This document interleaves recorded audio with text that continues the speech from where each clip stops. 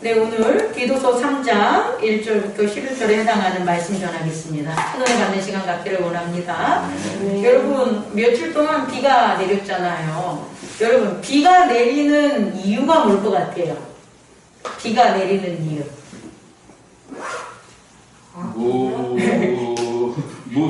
하나님의 계획하신 순기능을 맞추기 위하여. 아멘. 어떤 이들은요, 이렇게 얘기를 해요. 비가 장마비도 아닌데, 비가 너무 많이 내려가지고, 어떤 재난이나 혹은 삶의 장애를, 어떤 제한을 받은 사람들도 있어요. 또 어떤 데서는 또 이렇게 말해요. 비가 정말 너무 잡았다. 그래서 가뭄인 줄 알았는데, 곡식을 갖다가 심을 수 있게 만들어줬다. 이렇게 얘기를 해요. 사람의 상황이 처해 있는 사건이나 환경에 따라서 비가 오는 것에 대한 다양한 효능이라든지 혹은 어떤 제약이라든지 장애는 방해 이런 것들을 받을 수 있을지 몰라도 그것은 사람의 입장에서 하는 거고요. 비가 내리는 이유는 딱 두 가지가 있습니다. 하나는 뭐냐면 비는 하늘에서 내리는 비는 씻는 거예요. 그것이 조금 내리던 많이 내리던 비는 씻어요. 뭘 씻냐면 먼지를 씻지요. 노폐물을 씻지요. 그리고 막히고 가다졌던 곳을 뚫리게 하고 그게 비의 역할이에요. 다른 역할. 비는 첫 번째 가장 큰 역할이 뭐냐면 왜 오냐 봤더니 씻김의 기능이다. 다시 말해 비는 이 많은 양이든 적은 양이든 이 지구를 과열되거나 온도가 높거나 차이와 여러 가지 다툼이라는 눈에 보이지 않는 자연적인 변화를 다 어떻게 해버리는 거예요? 씻어버려서 원위치 하는 게 비예요. 그리고 비의 두 번째 그 이유는 뭐냐면 그렇게 씻어버리면 그 전에 일어나지 않았던 새로운 환경이 조성이 되는 거예요. 새 환경이 조성이 되는 거예요. 만약에 비가 내리지 않으면 동일한 환경에서 동일하게 살아갈 수밖에 없어요. 그런데 비가 많이 내리든 조금 내리든 비라는 게 하늘에서 내리면 다시 어떻게 되냐? 그 비로 인해서 새로운 시작이 일어난다는 게 비의 역할이라는 것을 우리는 깨달아야 돼요. 그래서 이 비는 있잖아요. 땅이 아무리 대지가 용을 써도 아무리 대지가 노력을 해도 비는 대지에 속한 게 아니라 어디에 속한 거다? 하늘에 속한 거라는 걸 깨닫는 저와 여러분 되기를 원합니다. 그러면 지난 시간에 우리는 예수 그리스도의 십자가와 부활이라는 그 교훈이 일시적으로 예수 그리스도가 역사적인 어느 시점에서 단순히 십자가를 지는 사건과 단순히 부활을 했다는 사건에 머무는 것이 아니라 그 사건이 무엇이 됐냐면 교훈이 됐다는 거예요. 십자가와 부활의 교훈. 그럼 교훈이라는 것은 이야기라든지 이런 거와 다른 점이 뭐냐는 거예요. 이야기는 듣고 그것이 나의 삶에 영향을 미치지 않는 거예요. 다시 말해 동일한 말이지만 나의 삶에 사건과 영향을 공유하고 그것을 나로 인해서 효능을 받지 못하게 하는 것들은 그냥 이야기라면 교훈이라는 건 뭐냐면 내가 그 효능을 받는다는 거예요. 교훈이라는 것은 그냥 이야기 같지만 그냥 이야기들을 우린 교훈이라고 하지 않아요. 교훈은 반드시 나를 어떻게 하는 거다? 변화시키고 나의 삶에 있어서 효용을 가져오는 게 교훈이라는 거예요. 많은 사람들이 변하지 않는 이유는 교훈이 없기 때문에 그러는 거죠. 내게 내 삶을 변화시키는, 내 행위를 변화시키는, 혹은 나의 의지를 변화시키는 교훈을 모처럼 듣는 거예요. 그러면 그 사람들이 듣는 말들은 허탄한 세상의 이야기밖에 될 수 없다는 거죠. 허탄한 세상의 철학밖에 될 수 없다는 거예요. 그런데 예수 그리스도의 십자가 사건과 그리고 부활의 사건을 믿는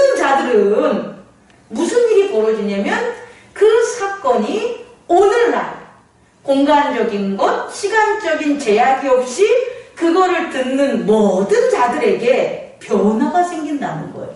그래서 예수 그리스도의 십자가와 부활의 교훈이 된다는 걸 깨닫는 저와 여러분 되길 원합니다. 그래서 우리는요, 예수님의 십자가와 예수님의 부활에 대한 사건이 내게 뭐가 돼야 되냐면 교훈이 돼야 되는 거예요. 교훈, 나를 가르치고 나를 변화시키고 나를 새롭게 하는 나를 가르치는 독트린, 그런 거, 내가 지켜야 되는 독트린, 여기서 지키다는 것은 행위로도 지키지만 그것을 뺏어가려는 것으로부터 그것을 지키는 저와 여러분 되기를 원합니다. 그래서 예수 그리스도의 십자가와 부활은 교훈이다. 믿는 자들에게 있어서는 사건이 아닌 뭐다? 교훈이다라는 것을 깨닫는 저와 여러분 되기를 원합니다. 그래서요, 아주 멋진 변화가 일어난다는 거예요. 어떤 거냐면 이런 거예요. 교훈을 받지 못한 사람은 동일한 사건이 발생하면 동일한 행동 패턴으로 동일한 삶을 살아가는 거예요. 예를 들어서 비라는 게, 비의 교훈이 씻김의 교훈이야 라는 걸 모르는 사람은 늘 비가 와도 뭐 하는 거예요? 씻김 받은 것에 대해서 모르는 거예요. 그러니까 뭐야, 맨날 전전긍긍하고 비가 오면은, 비가 온다 그래도 우산도 준비 안 하고, 비가 온다 그래도 뚝도 안 고쳐놓고, 비가 온다고 하는데도 밭에 농작물을 씨를 뿌리지도 않는 거예요. 근데 비라는 것이 씻김이라는 걸 아는 사람이라면, 그걸 교훈으로 받는 사람이라면 그 사람은 뭐가 바뀌는 거예요? 그 사람의 행위가 바뀐다는 거예요, 여러분. 어떤 행위가 바뀌겠습니까? 비만 온다 그러면 어떻게 되는 거예요? 더 분주해지죠. 이 비의 씻김을 아니까. 또 비가 온 후에 벌어지는 새로운 환경에 대해서 아는 자들은 비가 올 때가 되면 어떻게 되는 거예요? 그것을 준비하려고 바뀌는 일들을 하는 거예요. 그게 바뀜이라는 거라는 거예요. 우리는 지난주에 반성이라는 거와 회심이라는 것에 대해서 배웠잖아요. 이 반성은 이런 거예요. 게으른 사람이나 탐욕하는 사람이나 정욕적인 사람이 너 이렇게 게으르면 너 밥 안 줄 거야 라고 해가지고 자기 게으름을 부지런으로 바꾸려고 노력을 한다든지, 혹은 욕심과 탐욕이 많은데 당신 이러면 하나님한테 심판받아, 복 못 받아, 벌 받아, 그러니까 당신은 그 욕심 있는 거 버려야 돼 라고 그래서 욕심을 버릴 수 있을까요? 없어요, 여러분. 어떤 종말론적인 심판이, 그 심판이 있으니까 당신들 행위를 바꿔 라고 해서 바뀌는 게 아니라는 거예요. 우리는 그동안 그렇게 반성을 했다는 거예요. 내가 교회 안 나오면 하나님이 나 안 도와주니까 나 사업 안 될 수도 있어. 내가 교회 안 나오면 하나님이 나 안 도와주니까 내 자녀가 안 좋은 일에 처할 수도 있어. 이러한 종말론적 심판 때문에 우리는 교회에 나와서 우리의 행위를 교정하고 바꾸려고 노력했단 말이에요. 근데 그러한 것으로 만약에 바뀐다면 다 바뀌었어야지. 근데 번번이 안 바뀌는 거예요. 바뀔 듯 하는데 안 바뀌고 다시 돌아가고, 바뀔 듯 하는데 다시 게으러지고, 바뀔 듯 하는데 다시 정욕 있고, 바뀔 듯 하는데 다시 정죄하고 교만해지고, 이렇게 살아간단 말이에요. 그러면 결국 우리의 행위의 변화는 어디서 오는 거냐면, 종말론적 심판이 무서워로 바뀌는 게 아니라 그 종말론적 심판에 있어서 하나님이 우리를 뭐 하신다는 걸 깨달아야 되냐면 구원하신다는 걸 깨달아야 된다는 거예요. 구원하시는 것. 한 끗 차이지만 되게 커다란 의미예요. 심판이 무서워서 행위를 바꾸는 건 절대 변하지 않아요. 그런데 그 심판이 임할 때 너희를 구원해주는 하나님을 발견하는 거예요. 그 구원을 발견한 자는 어떻게 되는 거예요? 행위가 바뀌어지는데 그건 발견함으로 내가 이전까지 있었던 것을 씻겨준다는 거예요. 누가? 아버지가, 예수 그리스도가 우리를 씻겨준다는 거예요. 그 씻겨줌이 있어야지 행위의 반성이 일어난다는 거예요. 근데 그 씻겨줌이 없어. 다시 말해, 비가 내리는 그 가운데서도, 비가 막 조금 내리는 게 아니라 막 치는 가운데서도 어떻게 내가 이 밭을 지켜야 되기 때문에 삽을 들고 가가지고 그 오는 그 가운데서도 뚝을 고친단 말이에요. 그러면 그 사람은 그 뚝을 고칠 때, 내가 뚝 고치러 가다가 심판받아 죽을 거 알고 갔겠냐고. 아니라는 거예요. 어떤 거냐면 그 퍼붓는 곳에서도 이 농작물을 지키려는 그 마음으로 삽을 들고 간 건 나를 뭐 한다는 거예요. 이 상황에서 구원해 주시는 누가 계시다? 하나님, 아버지, 구원해 주는 비라는 것, 나를 절대 죽이지 않는 그걸 아는 자가 그런 씻김을 받는다는 거예요.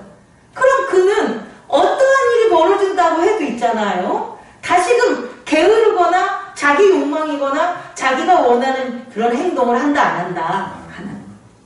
그건 우리가 씻기는 게 아니라 그 구원을 바라봤을 때에 그걸 믿음으로 생기는 예수 그리스도 하나님의 씻김이라는 걸 깨닫는 저와 여러분 되기를 원합니다. 여러분 꼭 기억하시기 바랍니다. 이게 뭐다? 반성이라는 거예요. 그러면 왜 이러한 씻김이 일어나냐는 거예요.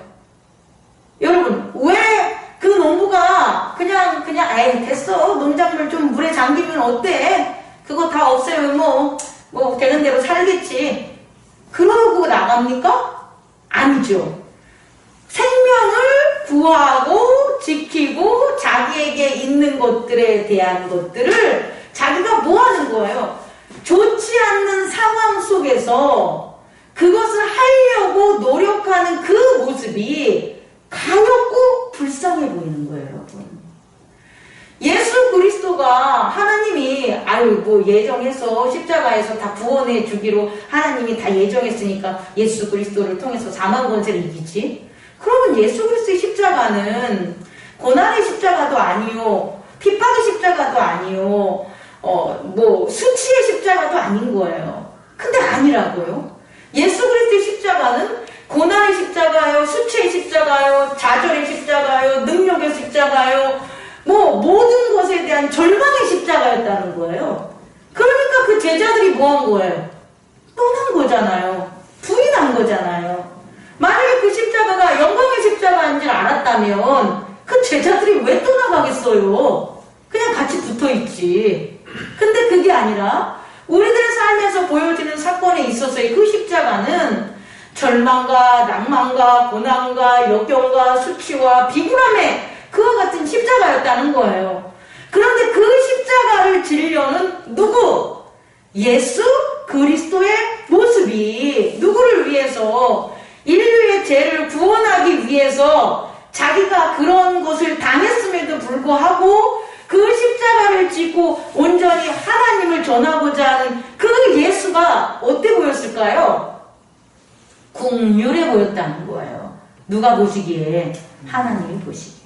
그래서 어떻게 하냐면 긍휼하심으로 오늘 성경에 나온 것처럼 긍휼하심에 따라 중생의 씻음이 있다라는 거예요. 여기서의 중생의 씻음이라는 것은 washing of regeneration인데, regeneration, 새롭게 막 갱생하다, 막 다시 살아나다 하는 씻음이라는 거예요.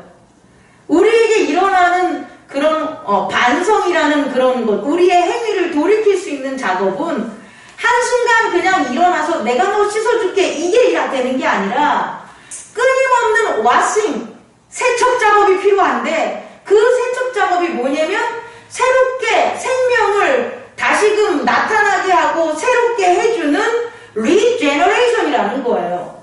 그것이 누구에게 일어나냐 봤더니 긍휼함이 있는 곳에서 일어난다는 거예요. 다른 곳이 아니라 하나님의 긍휼함이 있는 곳에 리제너레이션이 일어나는 거예요. 와싱 오브 리제너레이션이 그 중생의 시선이 예수 그리스도의 행위 때문에 중생의 씻김이 발생한 게 아니라고요. 예수 그리스도가 십자가에 달린 그 행위 때문에 하나님이 예수 그리스도를 사망에서 건진 게 아니라는 거예요, 여러분. 하나님이 예수님을 사망에서 건지신 것은 그에게서 나타나는 긍휼함 때문이라는 거예요. 누구를? 그의 제자들을 살리려는 긍휼함. 하나님의 말씀과 믿음과 종말론적 심판에 있었을 때 구원을 믿는 그들을 살리기 위한 긍휼함이 누구에게 있는 거예요? 예수 그리스도에게 있었을 때 하나님이 긍휼히 보시고 그를 사망에서 건지신 거라는 거예요, 여러분. 사망 권세를 이긴다는 거. 그럼 여기서 일어나는 작용이 뭐냐면 washing of regeneration. 중생의 씻김의 작용이 일어나. 그래야 행위가 변화될 수 있다는 거예요. 어떤 행위, 경험적인 행위들, 어떤 행위, 인과응보적인 행위들, 우리는 우리의 행위로 끊을 수 없는 게으름.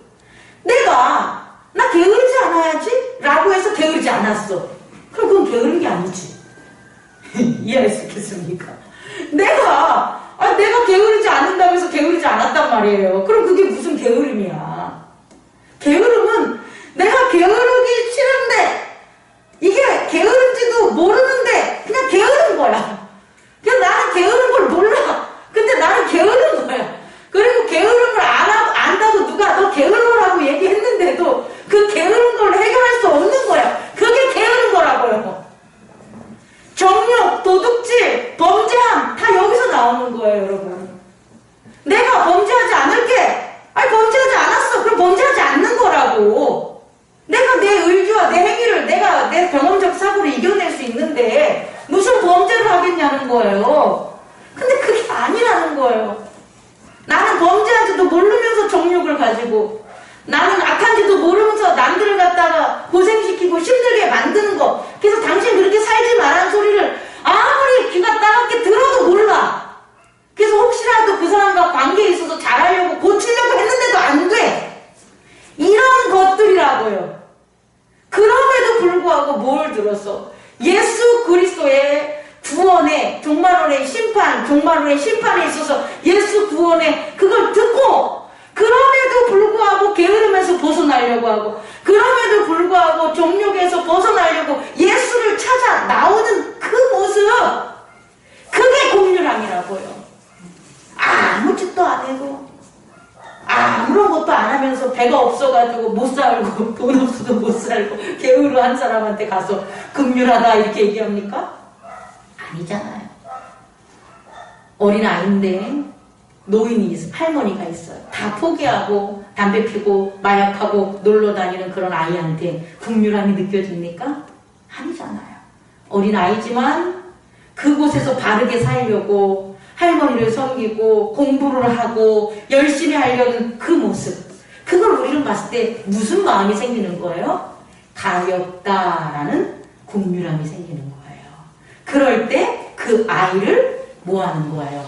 지켜주죠. 가난으로부터, 병으로부터, 사랑 없는 것으로부터 그 아이에게 일어나는 중생의 씻김이 발생한다는 거예요. 여러분, 이걸 깨닫는 저와 여러분 되기를 원합니다. 그렇게 해야지 그 긍휼하심에 의한 하나님의 중생의 씻김이 우리의 행위를 어떻게 한다? 바뀌는 거예요. 그래서 어떻게 해야 됩니까? 이제 여러분 발견해야 돼요. 뭐에서 현재에 있었을 때에 먹고 살아가는 것에 있어서 예수 그리스도의 생명의 구원을 찾는 게 아니라 말세에 있어서 종말에 있어서 예수 그리스도의 구원을 우린 찾아야 되는 거예요. 지금 나는 교회에 있어. 지금 나는 월급 나와. 지금 나는 아이 잘 크고 지금 나는 그냥 남한테 손가락질 안 걸고 살아. 근데 무슨 긍휼함이 우리에게 있겠어요? 없어요. 그럼 우리에게 중생의 씻김이라는 washing of regeneration, 새롭게 계속 갱생하게 만드는 그런 어떤 하나님의 긍휼이 우리에게 있겠어요? 없어요, 여러분. 그 똑같은 거예요. 그럼에도 불구하고 우리 뭘 바라봐야 되냐?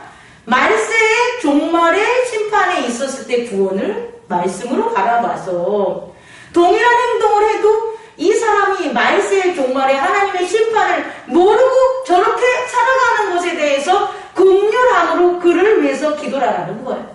그를 가엾게 보라는 거예요. 내 말을 지겹게도 안 듣고 우리가 예수 그리스도를 전함에 있어서도 지겹게 배타적이고 지겹게 안 드는데 그럼 꼴보기 싫어서 그냥 포기하고 싶죠. 근데 그게 내 가족이야. 그게 내 자녀야. 종말에 있어서의 심판에 하나님의 행위를 모르면서 사는 제가. 그래서 그게 너무 안타까운 거예요. 그래서 그럼에도 불구하고 우리가 희생하고 그 사람에게 있어서 구원을 전하는 그 모습이 긍휼함이라. 둘 다 착한 놈인데 하나님의 긍휼함이 어떻게 일어나겠어요?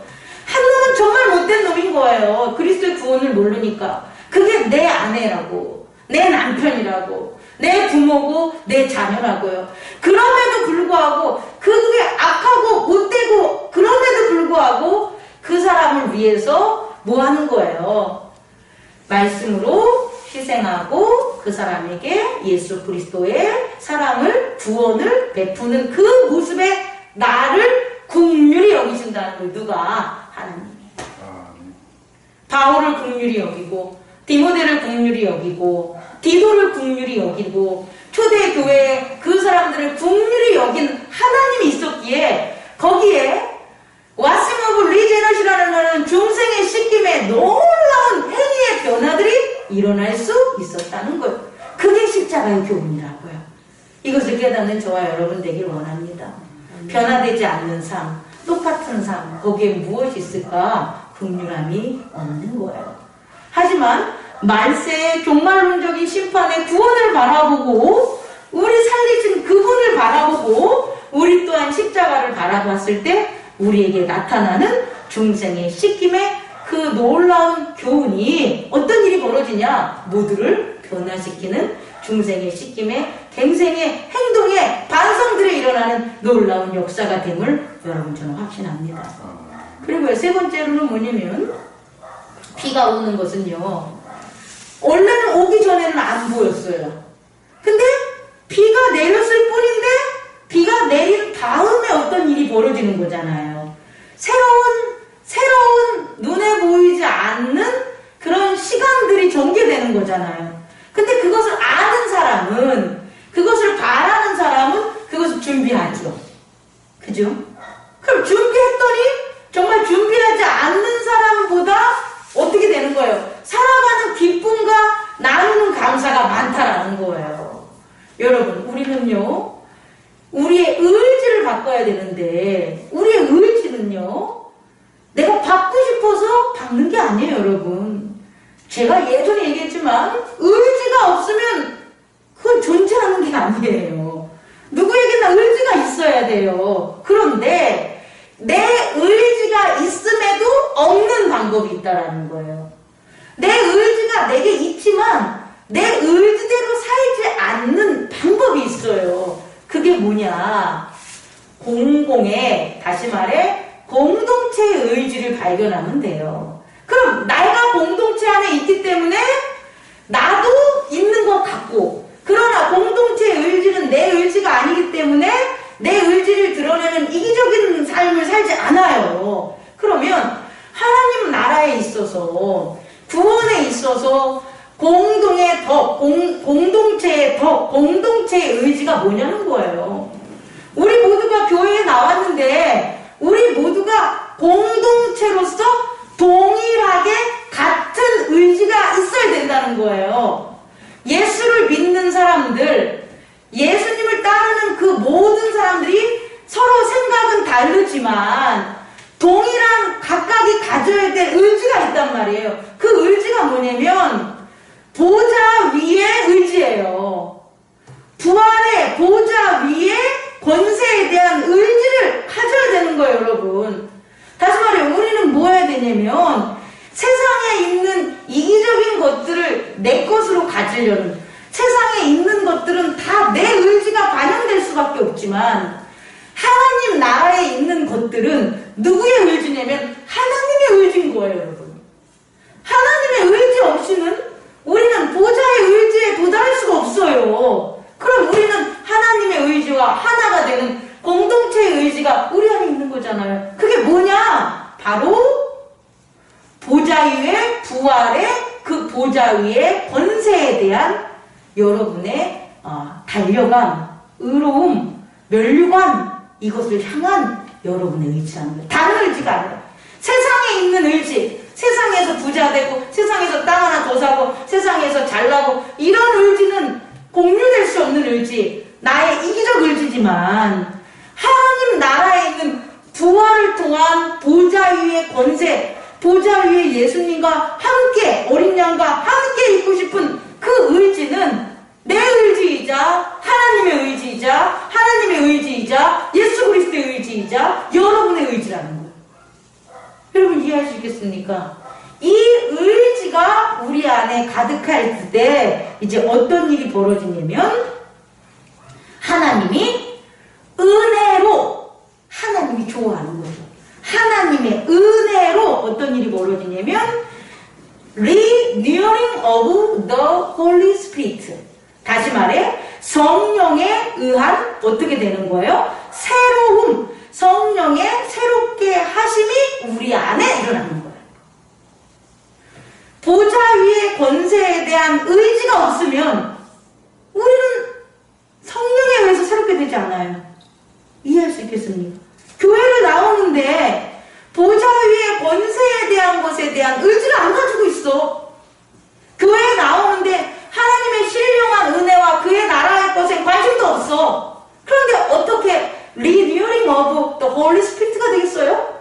성령에 의해서 어떻게 우리가 renewing, 새롭게 될 수가 있겠어요? 새롭게 되지 못하죠. 세상의 것에 대한 의지를 추구하면서 성령님 우리를 새롭게 해달라고 하는 그런 거짓된 고백과 신앙에 머물 수밖에 없는 거죠. 그럼 우리는 어떻게 해야 되냐면 예수 그리스도께서 십자가에 못 박혔을 때 그 제자들과 그를 믿는 자들을 말세 종말의 심판에서 구원하고자 하는 긍휼함을 하나 보였다면 또 하나 보인 것은 나는 아버지께로 간다라는 거예요.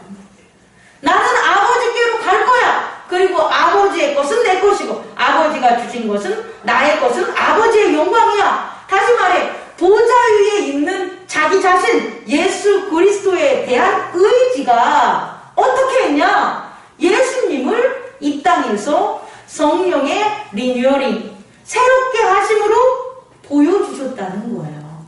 우리도 그렇죠. 우리도 성령에 의한 새로움을 우리가 다 추구해야 되지 않습니까? 성령님에 의해서 신령한 것들, 하나님 나라의 것들, 하나님의 복 받고 싶지 않습니까? 하나님의 것은 신령한 것 아니겠습니까? 그것을 내가 원한다면, 내가 받는 의지를 받는다면 내 의지가 이 땅에 있는 것이 아닌 어디를 향하여 보좌 위에 부활에 하나님의 그 나라의 신령한 것을 내가 함께 하겠다는 그 의지를 가졌을 때에 성령께서 우리를 새롭게 하심을 깨닫는 저와 여러분 되기를 원합니다. 이렇게 돼야지만 내 의지가 뭐 하는 거예요? 사라지는 거예요. 내 의지를 없앨 수 있는 거예요. 있지만 나타나지 않는 그 바뀌게 하는 유일한 방법, 내 의지, 오욕칠정에 대한 그 이 땅에 구하는 것을 없애는 방법, 그것은 하늘에 있는 성령께서 주시는 새로운 것들로 우리가 받는 거죠. 은사가 있겠죠. 여러 은사가 있겠죠. 또 뭐가 있습니다. 선물이, 은사는 선물이죠. 그것도 섬김이 있겠죠. 주님을 섬기는 그 놀라운 것, 그냥 단순히 내 의지로 섬기는 게 아니라 보좌 위에 있는 어린 양의 모습으로 섬길 때 그 나의 변화되는 것들, 그리고 또 뭐가 있겠습니까? 하나님이 하시는 일들을 보게 되는 거죠. 비가 다 그렇게 폭우가 다 내려가지고 절망과 고난과 역경 같은데 알고 봤더니 새로운 생명이 어디에서 다 새롭게 나오는 그런 모습들, 그런 것들을 우리가 본다는 거예요. 그동안 보지 않았지만 뭘 본다면 보좌 위의 권세에 대한 하나님의 의지를 갖는다면 성령의 새롭게 하심들을 우리가 볼 수 있는 저와 여러분이 될 수 있음을 깨닫기 바랍니다. 이게 회심인 거예요, 여러분. 의지를 없애는 게 회심. 그래야만 다시금 우리가 이 땅에 살아가면서 내 행동들, 내 의지대로 이렇게 했었던 세상에 속해 살지 않는 게 되는 거예요. 어렵죠? 어려운 겁니다, 여러분. 쉬운데 쉽게 하는 게 이거보다 더 어려운 상황에서도 구원의 십자가를 바라보고 또한 능력의 부활의 보좌 위의 권세를 바라보고 살았어요. 우리도 마찬가지예요. 우리가 앞으로 우리 교회나 여러분의 삶에 있어서 분명히 이 두 가지는 평행으로 갈 거예요. 어떻게? 한쪽에서는 고난과 역경과 어떤 어려움과 나에 대해서 분쟁과 정죄와 여러 같은 일들이 벌어질 거예요. 하지만 우리를 중생으로 깨끗이 씻어주는 그 십자가를 바라본다면 우리는 그런 것들을 해결하고 제거하는 놀라운 변화가 우리를 통해서 일어날 수 있다는 걸 꼭 깨닫게 말합니다. 또 하나는 우리를 통해서 하나님 나라의 놀라운 신령한 일들, 어떻게 이런 일이 벌어지지? 야, 이게 다 하나님의 은혜야. 하나님이 우리를 도우셨어. 하나님이 미리 계획하셨어. 하나님이 늘 우리와 함께 하셔. 하나님이 우리에게 주신 능력이야. 이런 신령한 것들에 대한 고백이 저는 저와 여러분들 이 교회에 가득 넘칠 것을 또 확신합니다. 기도하겠습니다.